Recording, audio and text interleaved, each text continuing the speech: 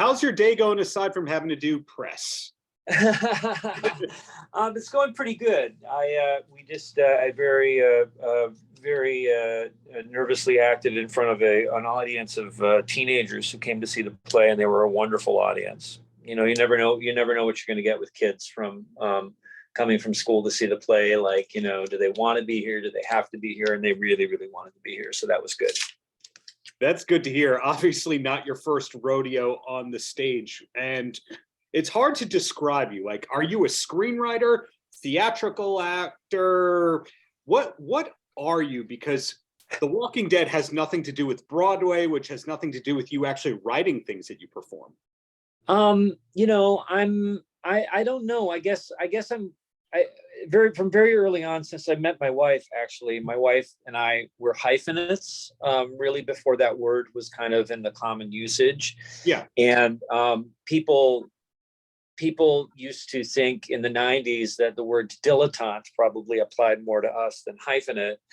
But we're in an age now where you kind of have to do it all in order to make a living. You have to produce a little bit, direct a little bit, act a little bit, write a little bit. So I don't know. I guess I'm an actor, writer, director, probably in that order. So it started out of necessity and then progressed to necessity / fulfillment. Yes, I think so. I mean, when it actually came out of necessity. Our first play that we wrote was based on interviews we conducted with 40 people around the country. And we started doing those interviews and creating that play because there was some kind of a commercial strike that was happening. So, I used to make a lot of my money doing commercials, and the commercial strike happened, and we didn't have anything else to do. So we decided to spend our own money and create a project. And that project ended up running off Broadway for a couple of years, which was a big surprise to everybody, but an even bigger surprise to us. That's great to hear. Another one of your theatrical projects, before I ask you about the collaboration, you playing Lester Bangs and helming that. Now, digging through your social media, seeing you playing mandolin, there's a lot of Grateful Dead stuff in there.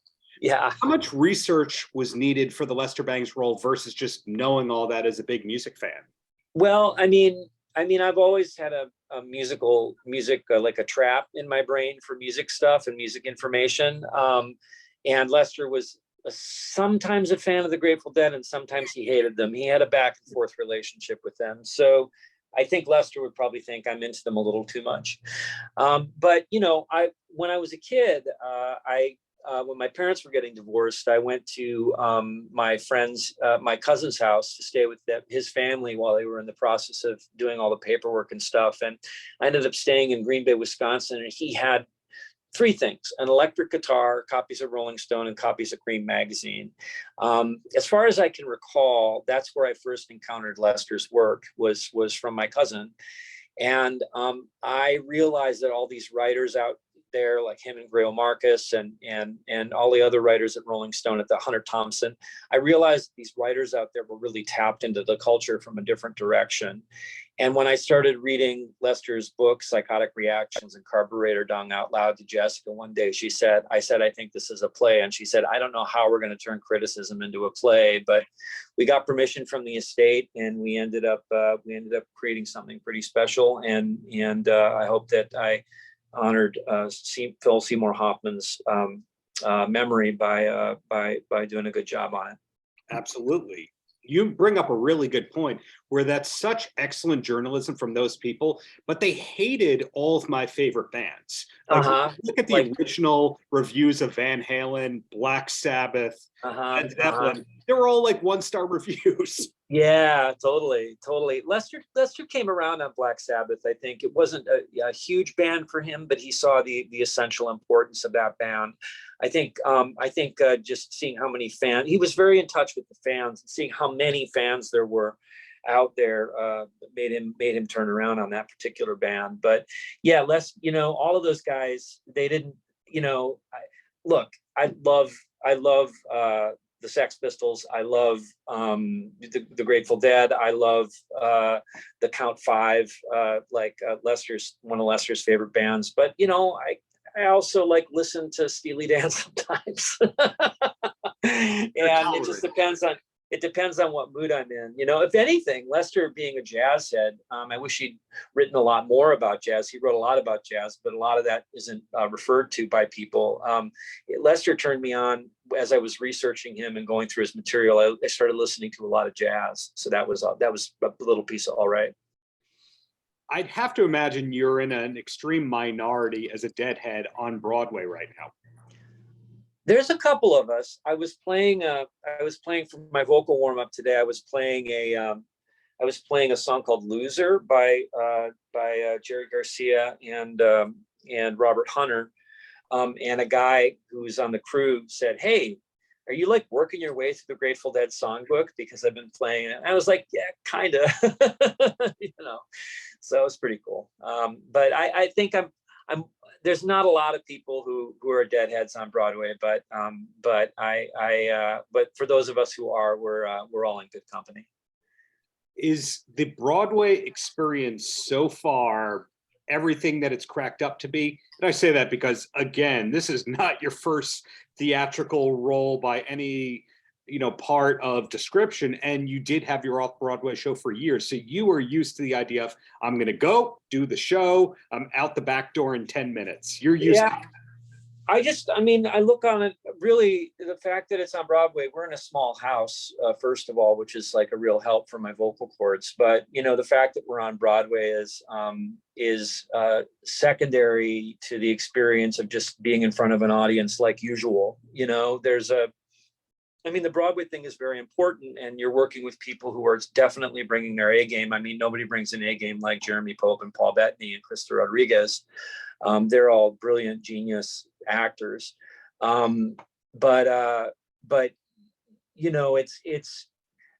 It's for me anyway, it's not that different than off Broadway, really.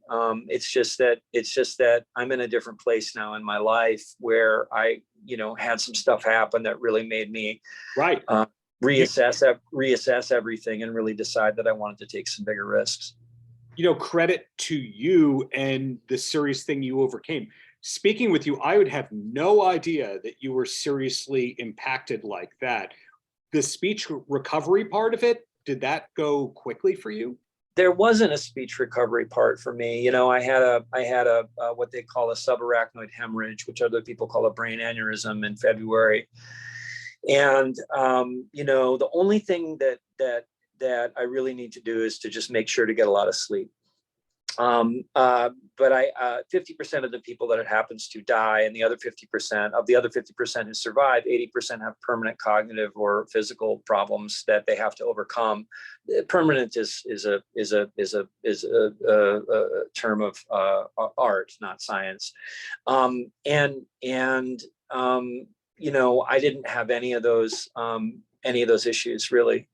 I was very, very lucky. God threw a machine gun full of bullets at me, and I dodged all of them. So I feel very fortunate to be alive and very happy to be here. Fantastic on all ends to hear that. So is it one project at a time, or do you, in the back of your mind, know what the next 4 projects are, and you're waiting for the Hollywood Reporter embargoes to be lifted? The Hollywood Reporter embargoes. I've never heard that phrase before. The Variety.com reporter, whatever the publication is that tells people that once it's announced, you're allowed to go, yeah, I am working on that. I had to hide. Yeah. I know what's coming up next. It's no secret we're working on the Lester Bangs movie, and we just attached this wonderful actor named Michael Chernis to play Lester. Michael's on Severance and a bunch of other things. He was in Patriot. He's a genius actor, and he's just great at Lester and just has my whole heart there. I'm working with David Simon on a TV pilot. I'm working with Ed Burns, also of The Wire, on another TV pilot. And then we're working on something with Tom Fontana, who created Oz. So we've got like 3 or 4 things in the fire that are writing projects. Acting wise, this is definitely what I plan to do at least through mid-January, and if we get extended through February. So seeing that the Lester Bangs film, which I didn't realize is being adapted for the screen, Mm-hmm. the fact that you got permission from the estate, was such a good idea, because that could have ended really badly had you not gotten permission. Oh no, we don't. I mean, contracts are important, and contracts not only preserve friendships and relationships, they also, they also protect you. And I would never jump into something like that without getting permission and from somebody. I think there's a lot of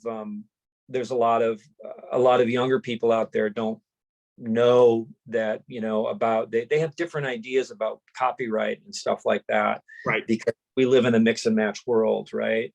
And one of the first things that I have to talk to people about is about contracts and collaboration agreements and what those are when I talk to them about writing and starting up a project. The other side of that argument, as to talk about myself for a second, in writing a book about David Lee Roth, they have not responded to any of my messages in a year or so as to whether wow. that. So sometimes you do have to take initiative and go, well, what am I going to do here? Not write the thing because the estate or the camp doesn't respond? Well, I think in terms of a book, I mean, there's freedom of speech. I think if it's well researched and you have a fact checker go in there and stuff like that. I mean, I'd love to read a book about David Lee Roth and Van Halen. I was a big fan. I was not a big Van Hagar fan, unfortunately, but that album, was it 1984? That was my summer album. That was the year that I had my first beer, and we went over to Wisconsin and jumped off Taylor's Falls and met girls, and that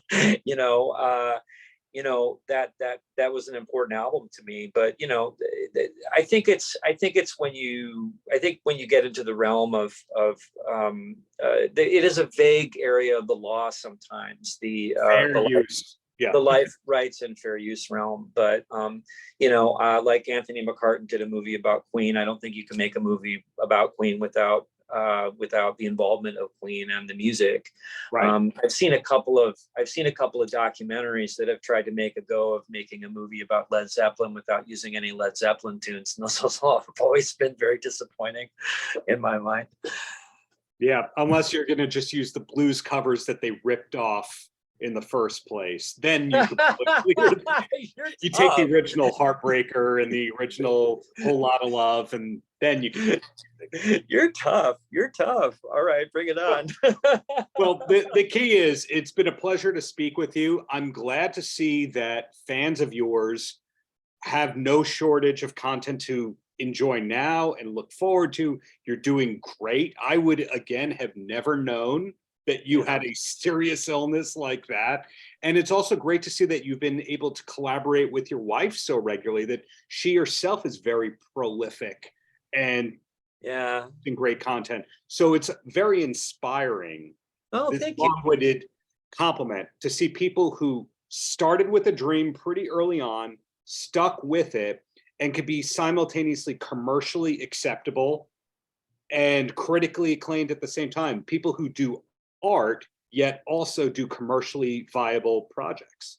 Yeah, well, our last project that we did was called Coal Country. It was about what I believe to be an avoidable disaster in a mine that unfortunately killed 29 men in the explosion. And we were like, if we're going to do a play about West Virginia, it's got to include music. And if it's going to include music, it's got to be original music. And who do we know who's got the chops? And so Steve Earle was the natural choice for us to bring into a triad of collaborators. I loved collaborating with Steve. I love the music that he made for the play, and I love the support that the community offered us, but also the support that they felt by being seen by people outside of West Virginia, and by people knowing the story outside of that very small community in a very big state.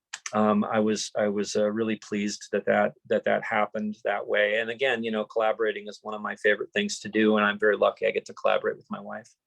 And Steve Earle, another one of the David Simon approved people who could do commercially viable yet critically acclaimed things as well. Yeah, right on. Paltrocast.